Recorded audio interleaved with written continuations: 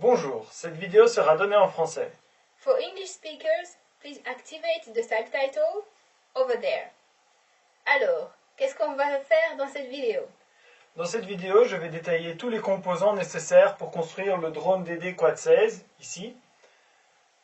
C'est donc une vidéo relativement technique, puisque je vais détailler vraiment tous les composants à acheter pour le construire.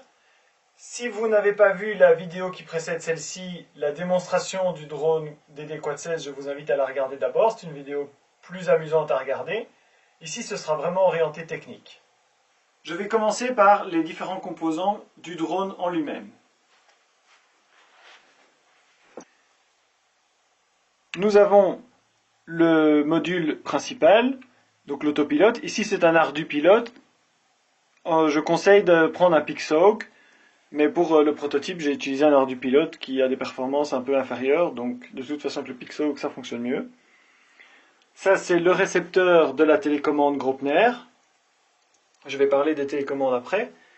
Ça, c'est le récepteur pour la télémétrie, donc pour relier le drone à un ordinateur ou à un smartphone. Et j'y ai mis une antenne 433 MHz, plus performante que les antennes de base.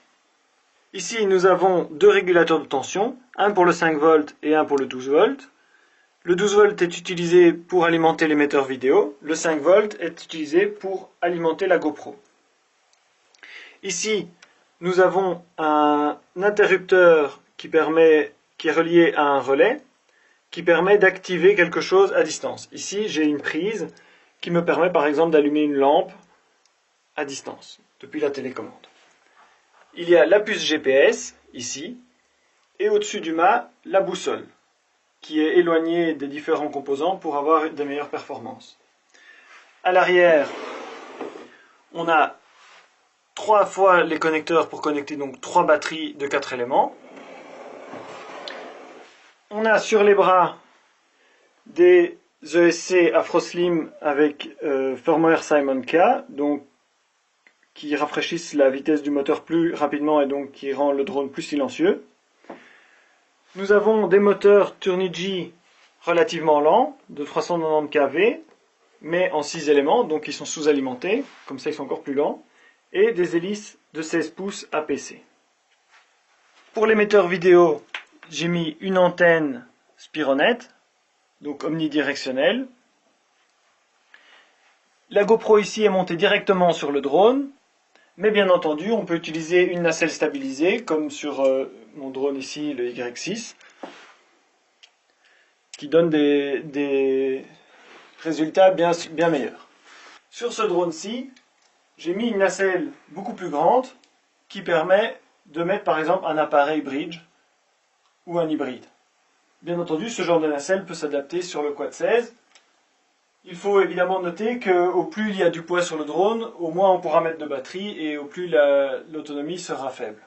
Je vais maintenant parler des différents composants qui sont autour du drone. Nous avons évidemment la télécommande. Ici c'est une télécommande Graupner MX16.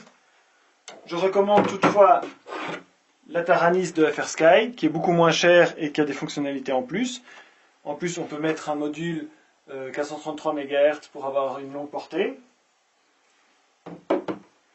Nous avons soit l'ordinateur portable, soit un smartphone pour connecter la télémétrie.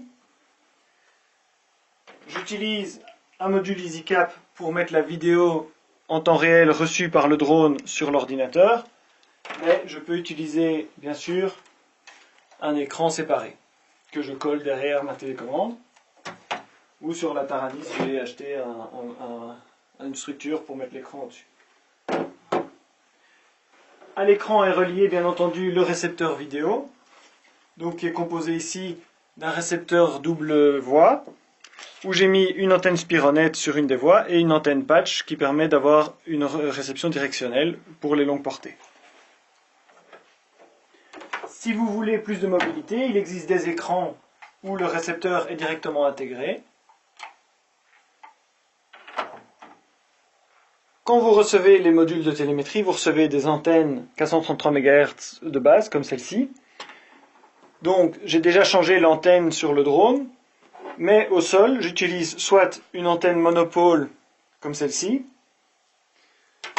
soit encore mieux, une antenne dipôle comme celle-ci, qui permet d'arriver à bien plus de 7 km de portée. Notez que le câble ici est assez long et qu'il est fort vite perturbé par d'autres éléments, donc il faut faire bien attention de ce qu'il y a entre l'antenne et le récepteur de la télémétrie pour ne pas perturber le signal qu'il y a dans le câble. Voilà qui conclut le tour de tous les composants. Que dois-je faire pour me procurer ce drone? Si vous voulez acheter ce drone, vous pouvez vous rendre sur le site dronedyne.eu où vous trouverez toutes les informations nécessaires pour le commander. Que dois-je faire alors si je veux faire le drone moi-même?